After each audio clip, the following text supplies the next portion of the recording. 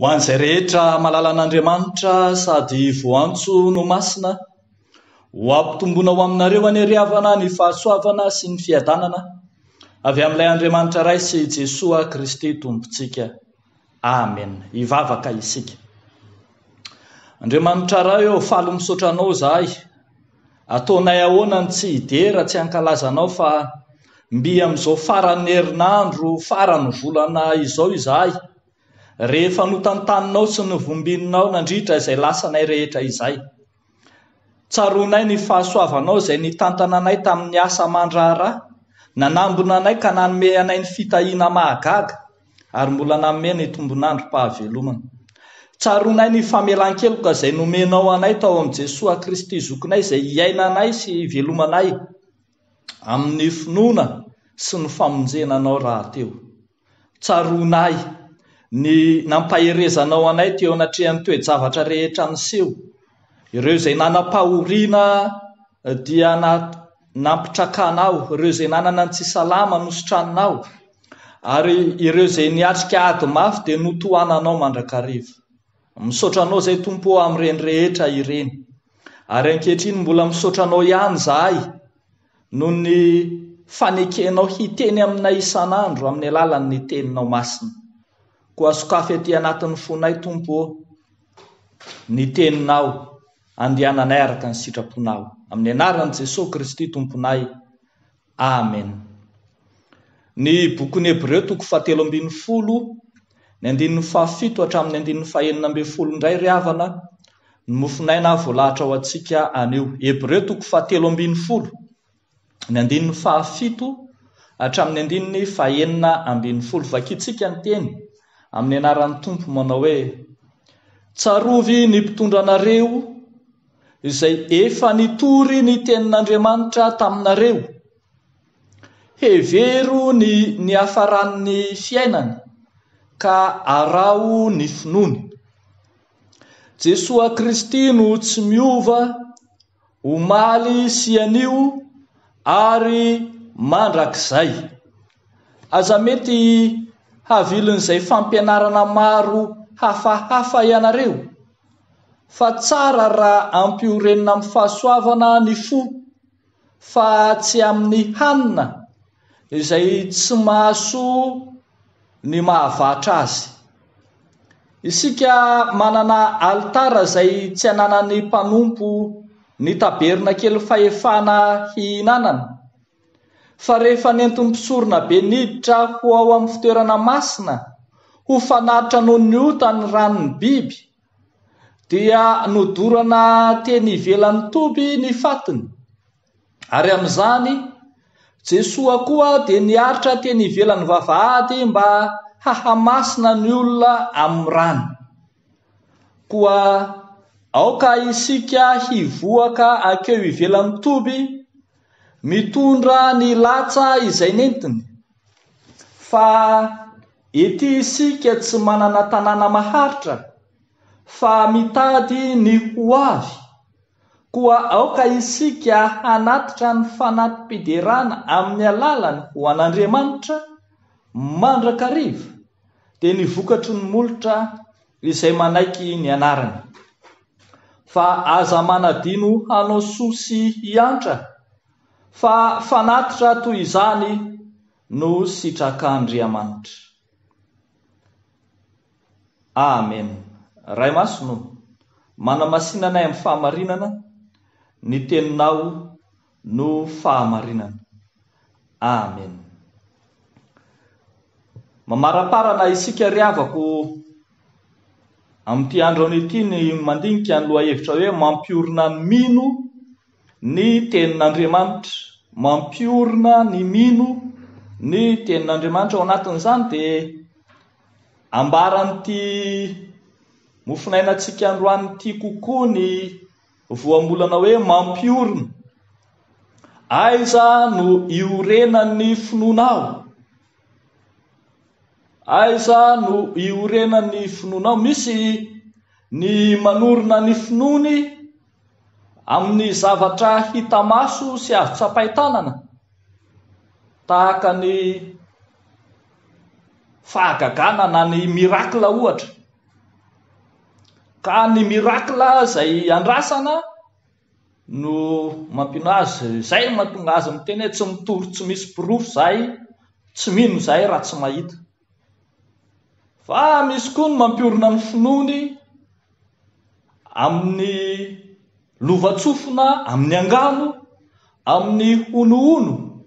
Ary isika malagasy manokana tena voasarika izany, ka itoeran'ny finoana malagasy ny zavatra metafizika tsy hay hazavaina, tsy hita izay pirofo ilazana azy. Finoana malagasy ohatra ny hoe izay manao akanjo mena dia ipoahany varatra, tsy misy fanazavana zany fa inony malagasy, sy ny sisa sy ny sisa. Aiza no iorenan'ny finoana ao? Androany isika riavana dia ampianarin'ny tenin'Andriamanitra fa reto zavatra roa loha ireto no iorenan'ny finoana kristiana. Voalohany, ao amin'ny tenin'Andriamanitra no iorenan'ny finoana kristiana, ao amin'ny tenin'Andriamanitra. Ary izay no andiniantsika ny lohahevitra hoe mampiorina ny mino ny tenin'Andriamanitra. Ny andininy 7 sy ny 8 dia milaza antsika ireo sokajin'olona izay tokony ho fakatahaka ampiorenana ny finoana. Eo dia tenenina voalohany ny amin'ny mpitondra izay efa nitarika, efa nitoro ny tenin'Andriamanitra, efa nampianatra. Ka ireo rehetra mpitondra dia tsara ny hatsiarovana ny finoana izay nananany. Fa ambonin'ny mpitondra dia mbola lazaina eto ny tenin'Andriamanitra, izany hoe tsy ny amin'izay hanorenana ny fonao amin'ny mpitondranao akory ny zava-dehibe, fa ny hanorenanao ny finoanao amin'ny tenin'Andriamanitra izay notoriany. Indray manko lasa sanatrin'izany tahaka ireny goroa ireny mihitsy ilay mpitondra, ka tompona sy inona hatramin'ny farany, indraindrana tahaka ny sasany izay manao ny tenany ho Mesia, ankatoavina tahaka an'ilay hitantsika tany Afrika Atsimo izay mampinana bozaka ny ondron'Andriamanitra. Fa ny hoe tsarovo ny mpitondra anareo dia ny fanomezana lanja ny fampianarana, ny fanomezana lanja ny toroteniny, ny fanomezana lanja izay tenin'Andriamanitra nozaraina. Ary eto dia hitantsika fa tena miorina kokoa amin'ny tenin'Andriamanitra ny finoana. Ary ambara fa izany tenin'Andriamanitra izany dia miorina ao amin'ny Jesosy Kristy, ilay tsy miova. Ka hitenena ny 9 hoe Jesosy Kristy no tsy miova ho maly sy anio ary mandrakizay. Ry havako malala ho ny Tompo, fianatra ho antsika izao tenin'Andriamanitra izao, hanorenantsika ny finoantsika. Ny finoana kristiana dia miorina ao amin'ny Jesosy Kristy ilay tsy miova sy ny teniny. Ny tenin'Andriamanitra ilay tsy miova, araka ny ambara voalaza manao hoe ny tany sy ny lanitra ho levona, fa ny teniny kosa tsy ho levona mandrakizay ho ny Tompo. Ao amin'ny tenin'Andriamanitra no hanorenantsika ny finoana. Ny finoantsika dia manaiky sy manaraka izay ambaran'ny tenin'Andriamanitra, ka izay voalaza dia ekena, ary izay tsy voalaza kosa dia tsy raisina. Izany no iorenan'ny finoana kristiana. Fa ny zavatra faharoa izay hitantsika eto dia hoe aorina ao amin'ny fahasoavan'Andriamanitra ny finoana kristiana. Aorina ao amin'ny fahasoavan'Andriamanitra ny finoana kristiana. Afaka vakitsika manokana ny 9 raha toa ka manazava izany ny 9 hatramin'ny 9. Fa hoy ny 9 hoe aza mety avily izay fampianarana maro hafahafa ianareo, fa tsara raha ampiorenina amin'ny fahasoavana ny fo, fa tsy amin'ny anina izay tsy mahasoa ny mahavatra azy. Mazava ny ambaran'ny tenin'Andriamanitra fa misy sokajon'olona izay manankina ny finoany amin'ny resakanina, amin'ny resaka sakafo. Efa hitantsika ny fahaditson'ny olona tany amin'ny Jaona 9 izay nitenen'i Jesosy hoe mitady ahy ianareo, tsy noho ny tedavana famantarana fa noho ny hinananareo ka avoky, satria hanina no hitedavana famonjena. Fa eto kosa dia ambara ny soratra masina fa ny fahasoavan'Andriamanitra no tokony hanorenana ny finoana. Ary azavaina manomboka amin'ny 10:10, inona ny antsoina hoe fahasoavan'Andriamanitra? Ambara eo fa tsy sakafo akory ny antsoina hoe fahasoavan'Andriamanitra, tsy zavatra hita maso sy azo-tsapahi-tanana ny antsoina hoe fahasoavan'Andriamanitra, tsy ny mirakla izay andrandrain'izao tontolo izao no antsoina hoe fahasoavan'Andriamanitra, tsy ny izay heverina fa fitahiana tahaka ny harena sy ny vola sy ny fananana sy ny trano sy ny fananana fiara raitra. Tsy izany akory ny antsoina hoe fahasoavan'Andriamanitra. Fa azavaina manomboka amin'ny 10:10 hatramin'ny 9:10 fa ny antsoina hoe fahasoavan'Andriamanitra dia ilay fanatitra nataon'i Jesosy Kristy teo amin'ny hazo fijaliana. Ilay fanatitra izay tsy mba tahaka ny fanatitra nataon'ny mpisorona be ka nanao fanatitra biby, fa fanatitra miavaka, fanatim-piderana, fanatitra sitrak'Andriamanitra. Dia ilay fanoloran-tenan'i Jesosy Kristy. Araka izany dia ambara fa ny famonjenan'ny mpino, ny finoan'ny mpino dia miorina eo ambonin'izany fanatitra tokana sy tanteraka naterina indray mandeha monja teo amin'ny hazo fijaliana, ho fanadiovana ny olona rehetra, ho famelana ny heloko ny olona rehetra, ho famonjena izay rehetra mitady an'i Jesosy Kristy marina. Ny finoana kristianina ry havana dia miorina eo amin'izany fanatitra nataon'i Kristy teo amin'ny hazo fijaliana izany. Ary izany no isariana ny sain'ny mpino kristianina rehetra koa mba hanatitra ny fanatitra toy izany.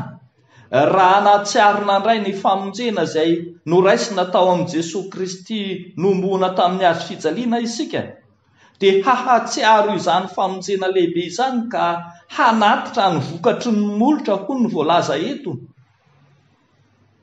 Dia ny fanatitra fahasoavana, ny fanatitra fanaova-tsoa, ny fiantrana tahaka ny Kristy izay nanao soa sy fiantrana ho amin'izao tontolo izao no ilana ihany koa hanokafantsika ny tanantsika hiantra sy hanao soa ny manodidina atsika tsiraray avy. Ravako malala ao amin'ny Tompo, fotoana mety indrindra izao ahafahantsika mibanjina any Kristy sy ny hazo fijaliana ao anatin'ny vanim-potoana ny karemy. Andraisantsika ny famonjena izay nentiny, tsy hanaovantsika tantara fotsiny, fa andraisantsika famonjena ampiorenana ny finoana, satria izany no fototry ny finoana kristiana. Ary ambonin'izany dia manana fanantenana isika ny amin'ny mandrakizay. No voalaza eto moa dia hoe manana tanàna maharitra isika hoy izy, araka izay voalaza eto. Fa ihany koa afaka mijery ireo manodidina antsika, ireo manana hetaheta mila vonjy, ireo mila fiantrana, mila famonjena, mila fanomezan-tanana, ilay tsy vitan'ny vavaka fotsiny fa hanolorana mihitsy izay ananana ho azy ireny. Hahatsiaro ny famonjen'i Kristy antsika isika dia azo tokoa hamonjy ny hafa izay nahafoy hatramin'ny tenany, hatramin'ny ainy aza teo amin'ny hazo fijaliana. Nahoana isika no tsy mety hahafoy na izay apahany sy sombitsombony avy amin'ny ao anatiny poketra antsika fotsiny aza ho an'ireo izay manana hetaheta mila vonjy eo amintsika. dia mahatoky ny tompo ry havana ka mamonjy antsika tokoa, fa isika koa hihevitra mandrakariva izay asetritsika azy. Dia ho an'Andriamanitra ny voninahitra, ho amintsika kosa izany tenin'Andriamanitra izany. Amen. Hivavaka isika. Raha eo misaotra anao izay no ny fahasoavanao sy ny famondram-ponao amin'i Jesosy Kristy zokinay. Misaotra anao izay satria toa tsaronay tokoa izao fa tsy ny zavatra hita maso no mahavonjy anay. Raha izany efa nanao azakazaka ihany izay saingy tsy tafavoaka. Fa fantatray marina fa ao aminao Jesosy no misy ny famonjena, ka raha ny zanaka tokoa no hanafaka dia ho afaka tokoa zahay. Indro ary izay Tompo mitondram-bavaka ireo fikambanana mpanao asa soa samy hafa, indrindra ireo izay miorina amin'ny fiangonana, amin'ny fanatanterahana ny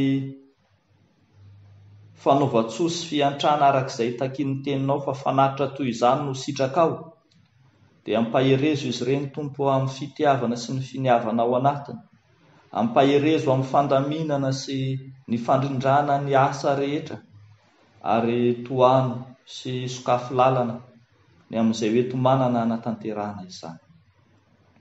Izany Tompo no vavaka sandratray amin'ity andro anio ity, fa tsy mitsahatra izahay. Mivavaka ho an'ireo tompona ndraiky mpiangonana tsiraray avy izay hiatrika fanompoana indray raha mpitso alahady. Apetraka isan-kininay amin'ny anaran'i Jesosy ny tompona ndraikitra tsiraray avy, ianao omba azy ireny. Fa ho anao ny dera sy ny laza ary ny voninahitra mandrakizay. Amen.